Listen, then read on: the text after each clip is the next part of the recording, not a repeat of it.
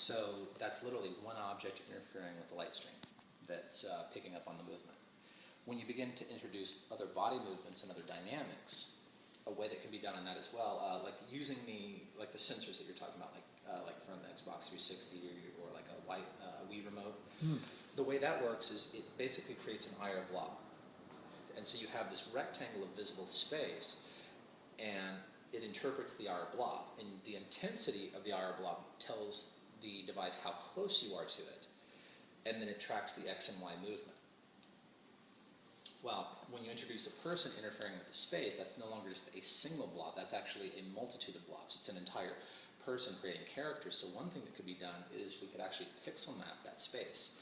So it's not a literal pixel map, but what we can do is basically say this rectangle here, and I need to be a marker because that one is going dead.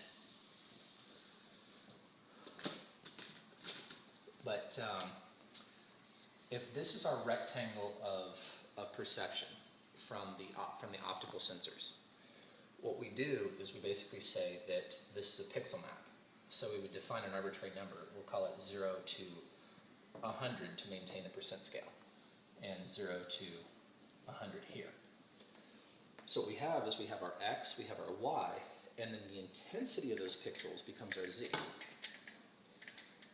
The intensity moving in. So what happens is as you get closer, certain things get brighter. And what we can do is we can take this and we can apply this, the X, and all the pixels on the X line to certain frequency harmonics, and apply this to other frequency harmonics as well, so that by moving certain ways, your body physically creates sound.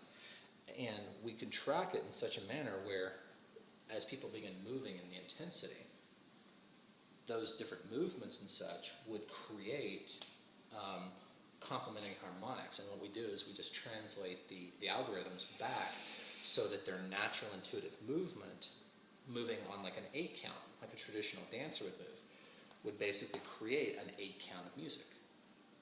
Okay. 8 count. Okay, good. Yeah, and if we set that, if we set a defining point, so we basically set a start point.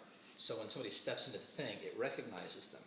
And then they do a grand movement. So, maybe what we do is, okay, you step into this, and ta-da! That creates an initiation.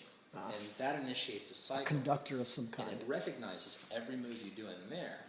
It transitions so if I reach my arm up and back, that could be 1, 2, 3, 4, 5, 6, 7, 8. And so that movement alone, it would translate it and interpret that as musical. So we're creating sound, but it's musical and such. And the movements, when it begins to intuitively recognize what the beat pattern was, it would introduce and play back loops as well. So that's how we would actually create the music from it. And we would still have the ability, so it would still be the kind of, hey, you're kind of playing with this and you're kind of bouncing on some keys and on like a keyboard or whatever, but that would be like engaging the loop cycle on the keyboard when you start playing. And then as people begin to listen and hear their body reactions, they would say, okay, when I do this, it does this. But if we create the algorithm in a way that's intuitive to natural movements, the natural dance would create a harmony.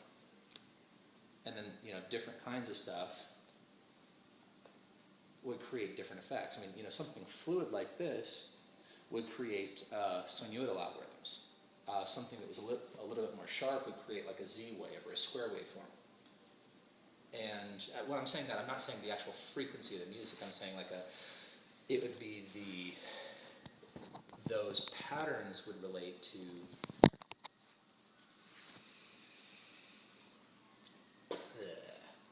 those patterns would correlate to certain loops and certain sequences and certain samples.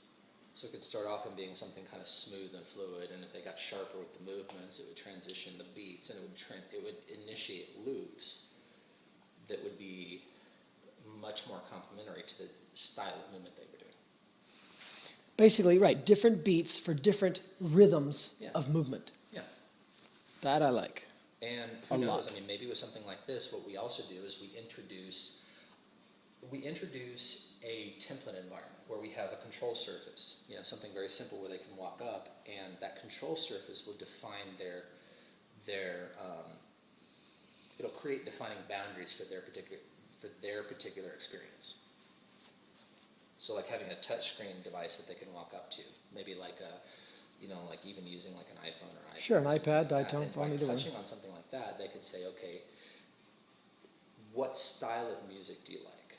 What tempo do you like? And by being able to select a couple presets, it creates enough predefining conditions where they can work within that scope. And the advantage behind doing something like that is it refines their experience so that their 2-minute experience inside this device is much more productive for them, but it also gives them the insight once they leave after that 2-minute experience, they have complete insight into how they can expand their dynamics next time. They can change the pattern, they can change those constraints. Instead of just walking in and having one amorphous, Yeah, I got you, creating the refined characteristics. I like that. yeah. Okay. But with all this kind of stuff, the same thing can be done as well with the lighting. Now, I had talked about having a single point and define the nature of that single point for the lighting. But what we can do, the same thing, is we can actually have the movement, we can have the general blob that's being perceived by this optical interface to recognize, okay, a person's here. So if I literally stand in the circle as I do this and widen my arms, because my entire arm is it's increasing on the y-axis, it's expanding positively and negatively into the x-axis, in a symmetric sense, but it's also increasing in the z-axis. And so by doing that, you have two that are increasing and one that is constructively and destructively interfering with each other in a manner where it would measure the result in the combination of all. And so by doing something like this, there's a whole culmination of constructive and destructive. So it ultimately center around one point, but maybe we can tell it intuitively to recognize more in that same pixel space, where it's a visual observation. And now I'm same thing, but I'm referring back to the lighting part. Our X here controls our X's overall, but if you have a whole bunch of points, from arms, and then you have a body here, and legs that come down, those are all individual points, but because those points are across a grid, I would see 1, 2, 3, 4 X positions. And those X positions correlate to one Y position. And their intensities, because they're kind of in proximity, would all be the same. As I move my arms here, the X and the Y don't necessarily move, but the Z is increasing. The intensity of those blobs is increasing, and so that would affect different things as well. And it would be easy enough to create a software algorithm where it would interpret all those as multiple touches. It wouldn't just see it as just an individual touch or an individual null object. It would see it as a collection of complementary objects. Okay. And so in the sense where you don't have destructive interference, the constructive combination of things would create two different results. In the cases where you do have constructive interference or destructive interference, it would simply remove those, and as long as we had the algorithm structured in such a way where it was intuitive to that, it would understand and be able to relate that. So that ideally, like if you were imagining white light as being the combination of all three, if I were to move like this out, maybe two apex on opposite sides of the sphere would go white while everything else had a rainbow dynamic. And that rainbow would be symmetric across the center. If somebody was to kind of turn like this, the rainbow pattern across it would be more of a swirl. I want you to know I'm trying my best to